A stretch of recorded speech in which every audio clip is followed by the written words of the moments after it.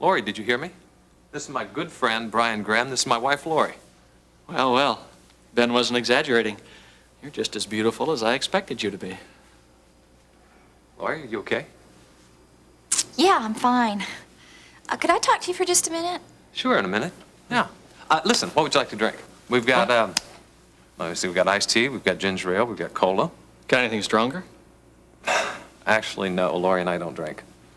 Well, in that case, I'll have a ginger ale. You got it. I'll be back in a minute. Would you excuse us just for a minute, Brian? Sure. Thanks.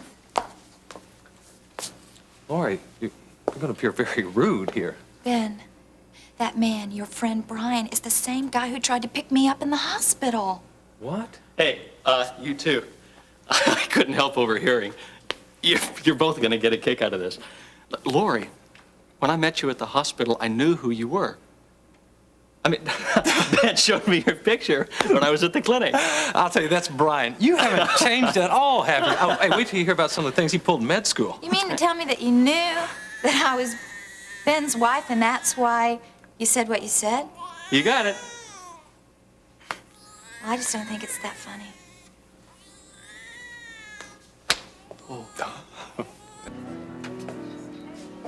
Sergeant, Okay, we're Sergeant just gonna pick Brubaker. the obvious places. Hold on, Boy, just wait, a won't you second, listen to Mary. me? I've got- I want you to stake out Jeremy Lancelot's apartment Sergeant building. Brubaker, Just a listen to second. Just in case Lance comes back. Never mind about any of this because he kissed me just before he left here. Jeremy would not Oh. have done that. That man who left here was Lance.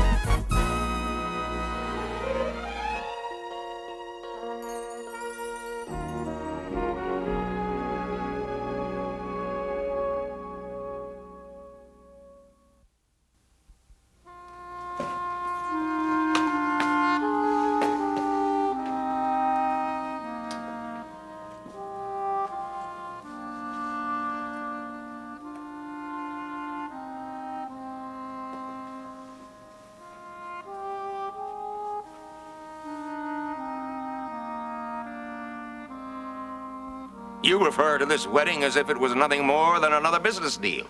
Well, isn't it?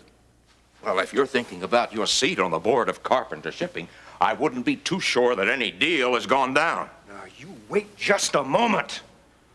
I kept my end of the bargain. Miss Courtney Carpenter is now Mrs. Vaughn Sumner. Well, apparently, from the way she sounded on the phone, that may only be momentarily. There was nothing in our agreement that had anything to do about divorce. So far as I'm concerned, the moment they said I do, my seat on the Carpenter Shipping Line board was fact. The inference in a wedding is marriage. If my family isn't going to gain anything by their splitting up, why should you? You know, Preston, you really are a first-class hypocrite. And may I suggest that you exercise great care and not stir up any marital difficulties between those two, and something else, too.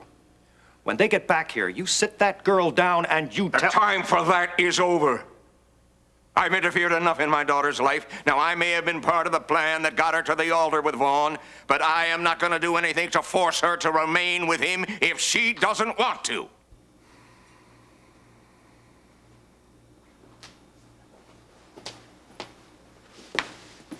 You going somewhere? What a bright observation, Charles, and Daddy thought I was the smart one. Now, you are not going to bait me into an argument. But you might at least have the decency to let me know where you're going. Somebody could call. Courtney might even try to phone you. Well, if you must know, I'm going out to try and locate Courtney. I don't know where I'm going to start looking. Maybe the campus, maybe... Or maybe Peter Davidson, is that it? It's a very good idea. Thank you, Charles. That's just what I'll do. And that is the worst thing you could do. Why? I already told you I tried to talk to him. Well, that makes it a good place for me to start. You know, you are living proof of a rather old and familiar adage. Don't burn your bridges, a bird in the hand, still waters run deep, rolling stone gathers snow. Which one did you have in mind? One you conveniently have forgotten. There's no fool like an old fool. Yeah, that's right, Charles. There is no fool like an old fool. But maybe it isn't too late for this old fool to try and straighten things out. You know, I suggest that you call the Davidsons instead of going over there. Why? Well, I know them pretty well, and they might mistake your sincerity for groveling. Groveling? I'm not going to grovel, unless that's what it takes to find out where Courtney is. You're not even thinking about apologizing to Peter Davidson, are you? No, that's not my intention, but then I won't know that until I get there and start talking. I've got to find Courtney, and Peter Davidson just might be able to help.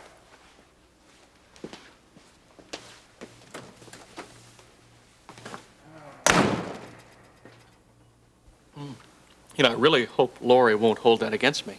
Oh, she won't. She's just had, a lot of things on her mind. Your son. Oh, yeah. He's got a great set of lungs, doesn't He certainly does. he? You sure you don't want to go and take a peek? No, that's okay. Some other time. All right. Well, he finally got to sleep. I'll tell you, I don't know what's gotten into him these last couple of days. Maybe he's got spring fever. Yeah, Brian might be right. Yeah, especially if Scott takes after Ben. What does that mean? Lori, I really don't think you want to hear about that. Yeah, I think I do. Come on, what did you mean by that? Well, let me put it this way. See, spring was always a very special time of the year for Ben. I mean, you know, the sun and the warmer weather. Listen, Lori, you really don't want to hear about And then this. what about the girls? You don't know? Well, Ben was quite a ladies' man when we were in med school. I mean, surely you knew that, Lori. Well, I knew he was popular. Maybe I just didn't realize how popular.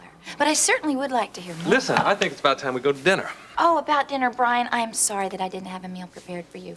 If my darling husband had just told me a little bit earlier, I would have had the time. Well, that's okay. Didn't you say something about some fried chicken? Oh, that's the chicken bucket. It's right down the street. It's really good. Good food. Listen, if we're going to do this right, though, we should take Brian to someplace nice. Maybe the Greenbrier or King's Arms. And miss a bite of that tasty chicken? Nothing doing. It's fine with me, the chicken. All right, should we go then? Oh, wait, we have to wait for Miss Sanderson. She's our babysitter. And that should only be a couple more minutes. And since we have a couple minutes to wait, I'd like to hear more about Ben's girlfriends in med school. Lori, now wait. You have to understand that Brian really likes to embellish his stories. Oh, not where you're concerned, old friend. I mean, he really did turn quite a few heads. Me, what about you? I did all right. All right, you had at least 3 dates a week. 4. You see what I mean? And the pranks? I mean, you wouldn't believe the practical jokes he used to pull. That. I was just thinking, remember the one you played on Carol Swanson? How can I forget that? I can't believe he really did that to the Did poor girl. what? Tell me. Brian pretended to be a cadaver, the one that Carol was to work on. We had him made up, his whole body in makeup, like warmed over death. Yeah, and I laid there just as still as I could. And when she pulled the sheet back, I smiled at her and I said, "Hi!" She almost fainted.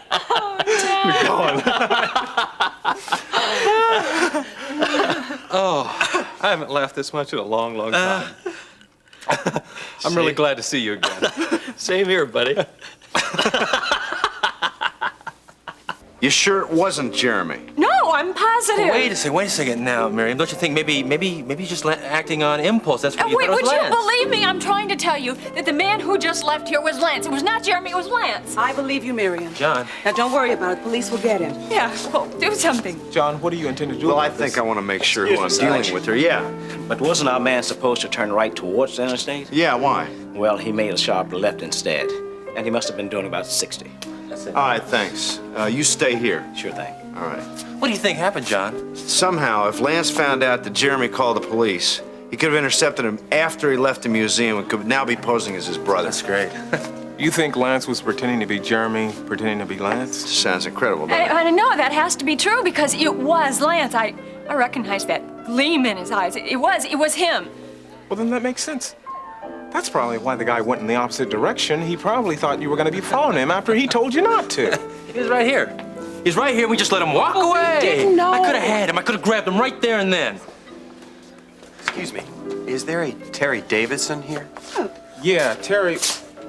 Well, she was here. She was here a few minutes ago. This is strange. I have a message for her from a Dr. Dave Phillips. Well, we'll give her the message. Dr. Phillips said he would be unable to make it for dinner tonight with her because of the number of patients at the clinic. Okay, that's fine. Thank you. We'll get the message to her.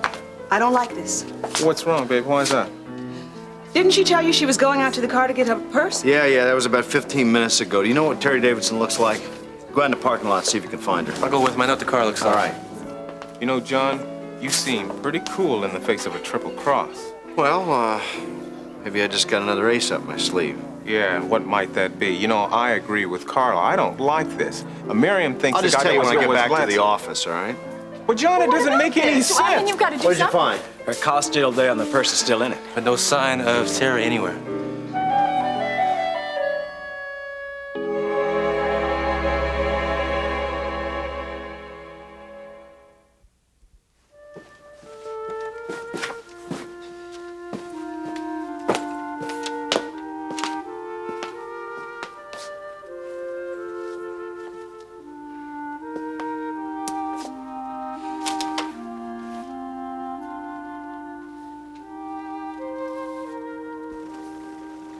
I realize now I still love you. Why did you take so long to say that? I don't know. But I know that it's true. And I've been a fool. I can change that. But you're Vaughn's wife now. I don't care what he did to get you down the aisle. I think that marriage is more than just a piece of paper, and you can't just tear it up and throw it away. And I don't love him. You don't know what this is doing to me inside. Peter, Courtney, I don't have any choice. I'm sorry, Courtney. There's nothing I can do. It's too late.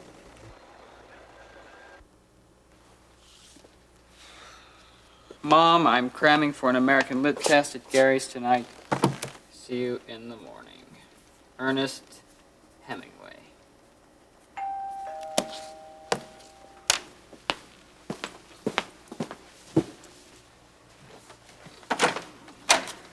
Mr. Carpenter. Hello, Peter. May I come in? I'm on my way out. Well, I promise you that I won't take up too much of your time. I'd really like to talk with you. Well, I saw your brother earlier this morning. Yes, I know. Well, I don't have anything more to tell you than I told him. Courtney is out of my life. Fine. Am I to take that to mean that you don't know where she is? Well, no. Why? Well, she left my brother's house today and disappeared. We don't know where she is, and needless to say, I'm worried. Well, do you know why she left? You know that she and Vaughn have returned to Kingsley. They cut short their honeymoon. Yes. Oh, then she has talked with you. As a matter of fact, yes. What about? Seems Vaughn has some personal problem or something. Are you aware of that? Yes, I am. And you? Oh, yeah. In fact, I warned her about it before she got married. You? You mean that Courtney knew before the wedding? Yes, sir. I told her. Well, I don't understand. Why was she so upset afterwards if she had this information before she married Vaughn? Because she didn't believe me. She thought I was lying to her, just like she thought I was lying when you were going to move your wife out of Rose Hill. How did you find out about Vaughn's condition? Well, that's not important. The thing is, I knew. And she wanted proof. You mean medical proof? Exactly. But well, I couldn't get it for her. So then she just got married.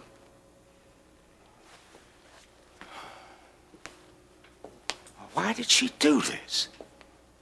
Why? You have to ask? If you had this information beforehand, why didn't you come to me? Mr. Carpenter, you were forcing her to get married. You even lied to her so she'd get married. Why on earth would I come to you? It's a shame you didn't. But you're right. I'd be the last one that she'd come to. Why couldn't you let her make her own decisions? If you really cared for her, if you wanted to make her happy, why couldn't you just leave her alone? Peter, I don't think I have to make any explanations to you. I only have to make them to Courtney, and that's what I want to do. Now, do you know where she is? Listen, if you got anything, I want you to get back to me, all right? So what's the latest, John? The latest is that we lost Lance visually. And Jeremy Lancelot's not at his apartment, and he's not at the museum. What about Terry? I tried calling Terry on the phone at home, but before I panic, I think I'd like to talk to Dave and see if he knows where she is. What about the hospital? Did you try there? Yeah, I tried there, no luck. My goodness. Well, tell me something. What about this ace you said that you had up your sleeve? Ace? What ace? Never let it be said that Sergeant John Brubaker is not thorough. Okay, John. So what about it? What of it? Well, you remember when we were at the restaurant before Terry came in, I said I had another option? Hmm? I placed an electronic tracer inside the jewel case. So right now the police chopper's out trying to get Lance, even though we lost him visually. Then it's just a matter of time before the scanners pick him up then, right? Should be. All right. Wait a minute. Let me get something straight here. Are you telling me that you put a device in the jewel case there even though you thought it was Jeremy that was going to have the jewels? I'm not going to take any chances. John! I didn't take any that's good chances thinking, either buddy. myself. That's why I put a police radio in my car. And you, junior detective, are not going to make any more smart moves without my okay, all right? John! Oh, come on. Would I do that now? Hey, is Scott still asleep? Yes, thank God. And Mrs. Sanderson has everything she needs, so if you're ready. All right. Are you expecting someone else? No. Nancy. Hi, Well, Dan. Hello. Brian, what a surprise. I didn't know you'd be here. You two know each other?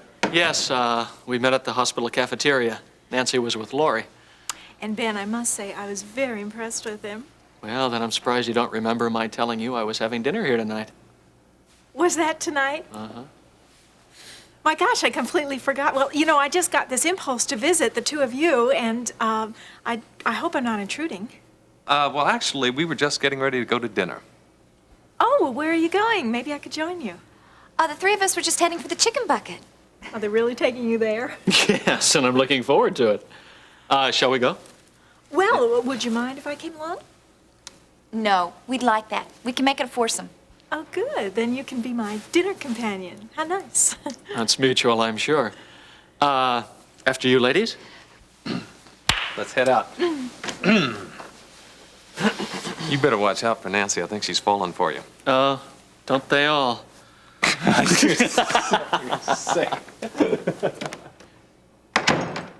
Perhaps if I had let her alone, she wouldn't be in this mess.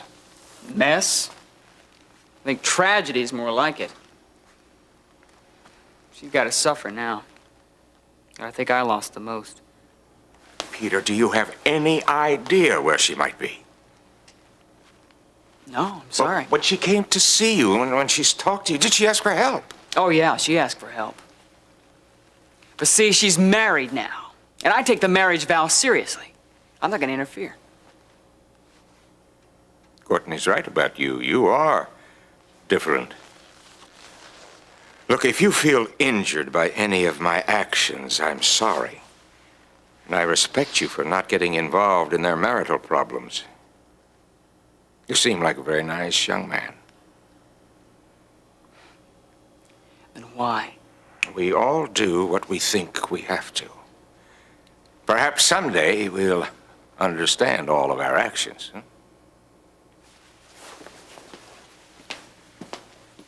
Oh, by the way, may I ask a favor of you? Sure. If you should learn where Courtney is, would you give me a call immediately? You know where I can be reached. I really want to talk to Courtney. I can do that, yeah. Thank you.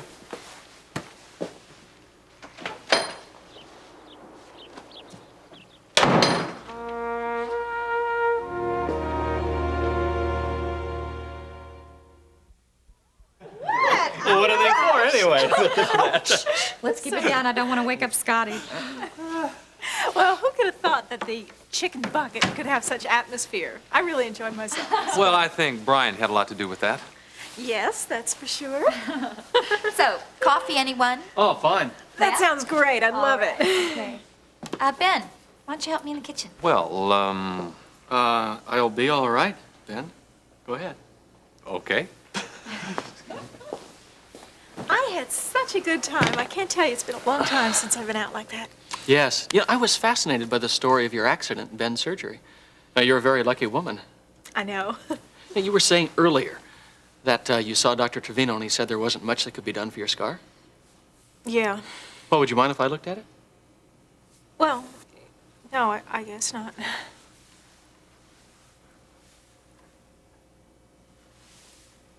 Do you think there's anything you can do?